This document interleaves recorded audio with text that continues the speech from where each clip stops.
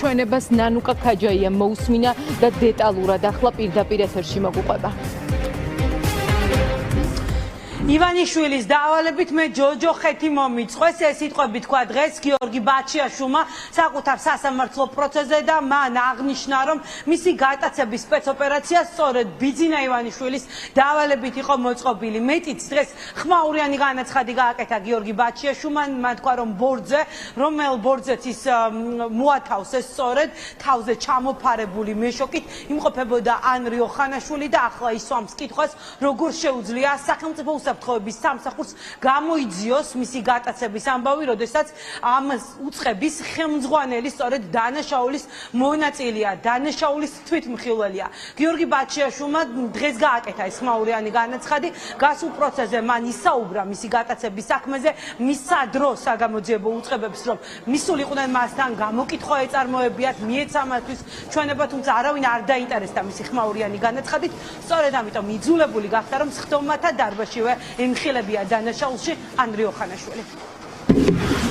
გადასამალო მოსამართლე, მოგესწრებათ, ალბათ რომ 13 წელი მუშაობდი ივანიშვილის სტრუქტურაში და უკვე რამდენჯერმე საჯაროდ განვაცხადე იმის თაობაზე, რომ ხდებოდი პირდაპირ მოწვე, როგორ ხდებოდა სახელმწიფოს მიტაცება, როგორ დადიოდნენ და დროებით პრესტიჟით და ძალაუფლებით შეპყრობილი სხვადასხვა თავრობის ეგრეთ წოდებული და ძალაუნების და სასამართლოს წარმომადგენლები ივანიშვილის კარზე. სწორედ ამიტომ ვეუბნებოდი მას უარს სახელმწიფო პოსტებში და პოზიციებში მონაწილეობაზე.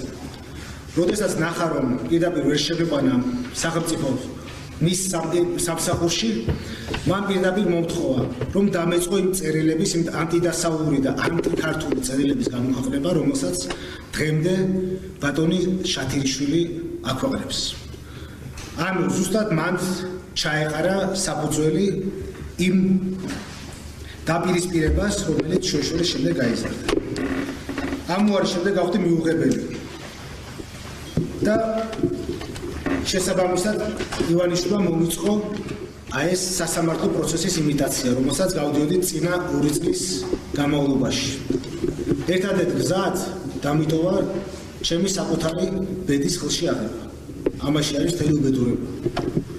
თუმცა ესეც არის და შემდეგ მიმართა კრიმინალურ მეთოდს, მოტაცებას, იმ მეთოდს, რომლითაც 90-იანებში მას ძმა მოტაცეს, იმ მეთოდს, რომლითაც კალაძეს მოტაცეს ძმა, ზუსტად იგივე მიზნით, ფულის გამოძალვის მიზნით. ერთადერთი სხვაობა ის იყო, რომ იმ გამომძავლებს და იმ მომტაცველებს არ ჰქონდათ სახელმწიფო მიტაცებები.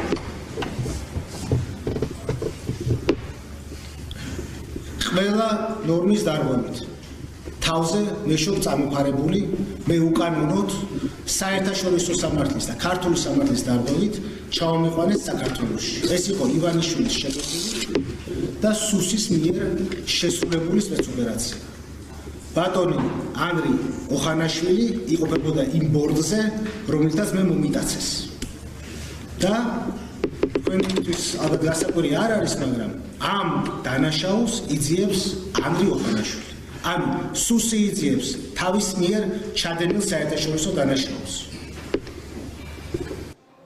მიმდინარეობს დიდი თანხის გამოძალვის სპეცოპერაცია, რომელსაც ხელმძღვანელობს ბიძინა ივანიშვილი. ეს თქვა დღეს სასამართლო პროცესზე გიორგი ბაჩიაშვილმა, ბიძინა ივანიშვილის მილიონების ყოფილმა მმართველმა. მან განაცხადა, რომ სასამართლოს მიმართ ნდობა არ აქვს, რადგან სასამართლო ერთ სასამართლო პროცესში წართვა დიდი ოდენობით თანხა, დიდი ოდენობით ქონება და მან პარალელები გააკეთა მიხეილ სააკაშვილის ხელისუფლებაში ყოფნის პერიოდში ჩადენილ დანაშაულებთან დაკავშირებით. აღნიშნა, რომ ნოტარიუსებს მაშინ რამდენიმე პროცესი ჭირდებოდათ იმისთვის, რომ ადამიანებს ბისთვის წაერთმიათ ქონება, თუმცა ბიძინა ივანიშვილის დაკვეთით სასამართლომ გიორგი ბაჩიაშვილის შეფასებით მის საქმესთან დაკავშირებით ეს ერთ პროცესში გააკეთა. ბაჩიაშვილი ამბობს, რომ არც სასამართლოს ნდობა და არც საგამოძიებო უწყებების ნდობა არ აქვს, რადგან ისინი დამორჩილებულები არიან ერთ კაცს და ეს კაცი არის ბიძინა ივანიშვილი.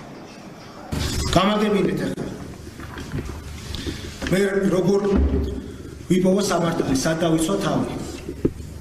როგორ ვანდო ჩემი თავი და სამართალი იმ ხელისუფლებას, რომელიც შეფის კარზე ატუსული მყავს ნანახი. როგორ ვანდო თავი იმ სასამართლოს, რომელიც ივანიშვილის ზეპირი ჩვენების საფუძველზე, ეგ იყო ერთადერთი მტკიცებულება ჩემს საქმეში, 2 წელი ჯოჯოხეთი მოგვიწყო მე და ჩემ ოჯახს. როგორ გენდოთ იმ სისტემას, რომელმაც ორად გაყავით საქართველოს. საქართველოს მოქალაქეები ყავთ ორად გაყოფილი. და ერთ სხვა სამართალს უწყობ და მეორე სხვა სამართალს. მალე ალბათ 2 კონსტიტუცია იქნება მიღებული. ჩვენთვის. და ზოგიერთები გამოდიან ტელევიზიით და ამბობენ რომ აი რა კაია, ხო ხედავთ, წამება არ არის. აბა კითხეთ ჩვენ მშობლებს თუ არ არის წამება. კითხეთ იმ დაჭერილი ახალგაზრდების მშობლებს, სიდის პატიმრების მშობლებს, მათ ოჯახებს, ზიამაღლობელის ოჯახს, თუ არ არის ეს წამება. ძალიან სამწუხაროა თქვენი დიდი პატივისცემის მიუხედავად, მაგრამ თქვენს დღეს ხართ გამოძალვის ერთ-ერთი იარაღი ივანიშვილის ხელში. ეს არის ძალიან სამწუხარო რეალობა. შესაბამისად, მე როგორ უნდა მყოდეს ამ სასამართლოს დობა? შეიძლება ძალიან კარგი მოსამართლეც იყოთ. და კარგი ადამიანიც, მე არაფერი პიროვნული არ მაქვს თავს წინააღმდეგ.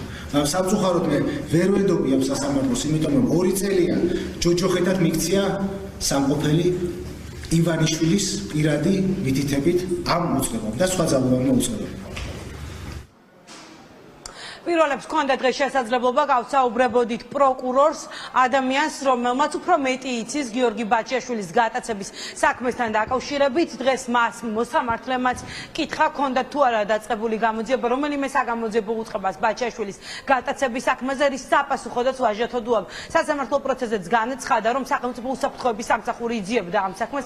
დღეს ჩვენ ვკითხეთ გამოძიების ფარგლებში რა გააკეთა სახელმწიფო უსაფრთხოების სამსახურმა და რატომ არ იძიებს ამ საქმეს პროკურატურა, რადგან არსებობს ინტერესთა კონფლიქტი. ბაჩიაშვილი ასახელებს, რომ ბორდზე იმყოფებოდა ანრი ოხანაშვილი, პირადად მის მიერ ჩატარებული იყო სპეცოპერაცია, შესაბამისად ბევრი კითხვა ჩნდება, თუმცა ვაჟათოდუა აცხადებს, რომ ის ჩვენს კითხვებს პასუხს ვერ გასცემს, არ აქვს დამეტებითი ინფორმაცია, რას აკეთებს სუსი. ფაქტი არის ის, რომ მთავარი დაზარალებული არის გიორგი ბაჩიაშვილი, რომელსაც უკანონოდ აღუკვეთეს თავისუფლება, თუმცა მასთან არავინ არ მისულა მისი ჩვენება, საგამოძიებო უწყებას არ მოუპოვებია, არ გამოუკითხავთ ის რა საგამოძიებო მოქმედებებს ატარებენ, ამ კითხვაზე პასუხი ამ ეტაპზე უცნობია.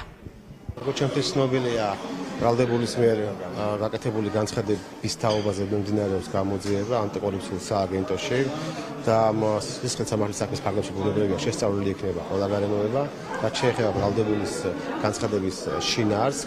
ბუნებრივია მისი განცხადება ვერ გახდება ხელშეშლილი გარემოება, მხოლოდ მისი განცხადება, რომ კონკრეტულ საგამოძიებო უწყებამ გამოიძიოს რატომ არ კითხავენ გიორგი ბაჩიაშვილს, რატომ არ იღებენ კამერების ჩანაწერებს, აირზენასთვის მიმართული აქვს, აი ამ ყველაფერს არ აკეთებს გამოძიება და რატომ არ ხდება კითხვები, არ გიჩნდება? დაცვის მხარეს არ აქვს ინფორმაცია, დაცვის მხარეს არის შეფერება. გამოკითხული არ არის ბაჩიაშვილი. დავასრულებ პირველ რიგში. პირველ რიგში რა განცხადებასაც თქვენ ახლა აკეთებთ, ეს რამდენად არის სწორი, არ ვიცი. ბაჩიაშვილზე დაყრდნობით გეუბნებით, მისთვის ხოლმე ბაჩიაშვილის განცხადება ბუნებრივია ვერ გახდება ახლა, ხო? ამ შემთხვევაში გამოკითხვაზე არ უნდა გეტყვით, მინდანოს გამოძიება, ჩემთვის ეს არის ცნობილი. წარდება გარკვეული საგამოძიებო მოქმედებები. რაც შეეხება უშუალოდ ამ საგამოძიებო მოქმედებების შინაარსს, ბუნებრივია მე რაიმე გადმოტებას ვერ გავაკეთებ, ვინაიდან მე არ ვახორციელებ იმ სასამართლო საქმეზე ზემოხედველობას, მე ვახორციელებ ბრალდებას ამ შემთხვევაში საქართველოს სახელმწიფო საზღვრის უკანონო გადაკვეთის ფაქტთან დაკავშირებით.